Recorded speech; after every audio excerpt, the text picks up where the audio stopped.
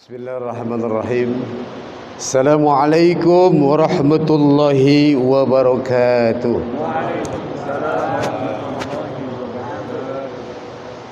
Alhamdulillah rabbil alamin, wassalatu wassalamu ala asrafil anbiya'i wal mursalin, sayyidina wa maulana Muhammadin wa ala alihi wa sahbihi ajma'in, amma ba'du.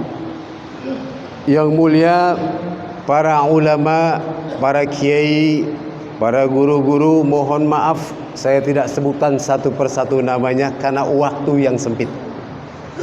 Hadirin jamaah Masjid Al-Furqan yang sama-sama dirahmati Allah Subhanahu wa taala.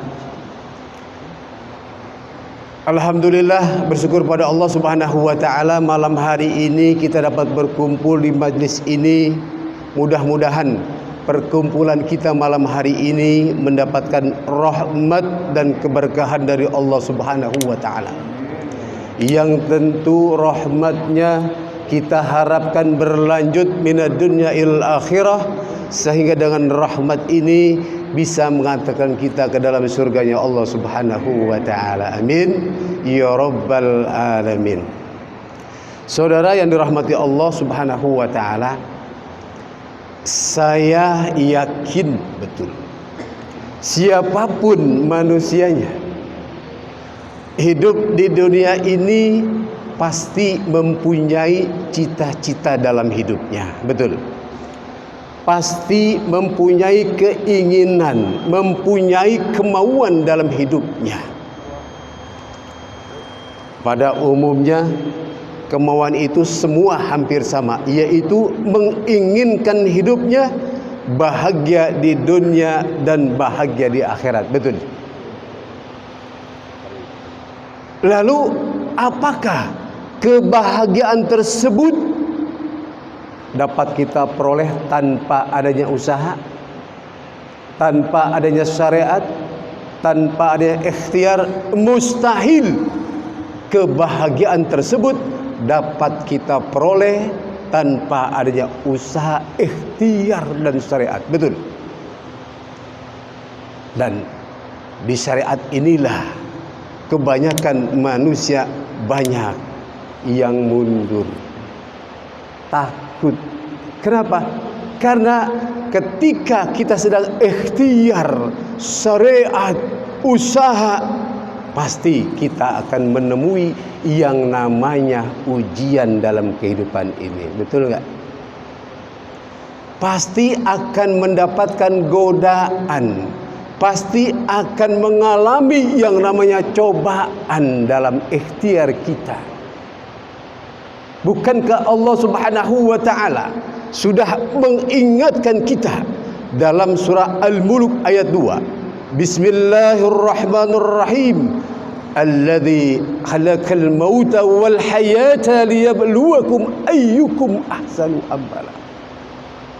Allah katakan, Allah yang sudah menciptakan kematian dan kehidupan kepada seluruh makhluknya yang ada di dunia ini. Untuk apa Allah ciptakan makhluknya? Allah katakan liyabluwakum ayyukum ahsanu amala. Aku uji kalian semua. Kira-kira dari ujian ini, apakah kita ini lebih jauh dari Allah atau makin dekat kepada Allah? Kalau kita makin dekat, artinya Allah katakan ayyukum ahsanu amala. Dengan ujian itu kita banyak berbuat kebaikan. Kadang-kadang kan ujian ini membuat orang jadi turun keimanannya. Betul. Al-imanu yajidu wa yankus. Iman kadang naik, kadang turun. Ketika mendapat ujian, kira-kira kembali enggak kepada Allah? Kan Allah bilang dalam surat Al-Ankabut ayat 35, wa nabluukum bisyarri wal khairi fitnah wa ilaina turja'un. Aku uji kalian semuanya. Yang harus kita garis bawahi apa itu? wa ilaina turja'un. Kembali kepada syariat Allah, kembali kepada Al-Quran, lebih dekat lagi kepada Allah dengan ujian yang Allah berikan. Karena itu, di waktu yang singkat ini, mari kira-kira kalau kita mendapat ujian dari Allah, kita makin menjauh atau makin mendekat kepada Allah? Kalau kita makin mendekat kepada Allah, termasuk hamba-hamba Allah yang beruntung. Kita lawan ujian itu dengan penuh kesabaran. Mudah-mudahan janji Allah nanti akan Allah buktikan di akhirat.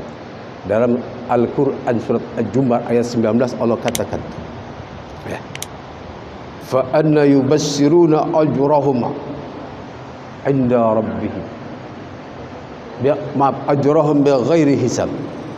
Dan orang-orang yang sabar Allah akan berikan pahala tidak ada batasnya sampai ke surganya Allah Subhanahu wa taala. Mudah-mudahan ketika kita mendapat ujian, kita lawan dengan penuh kesabaran. Allah janjikan pahala sampai ke surganya Allah Subhanahu wa taala.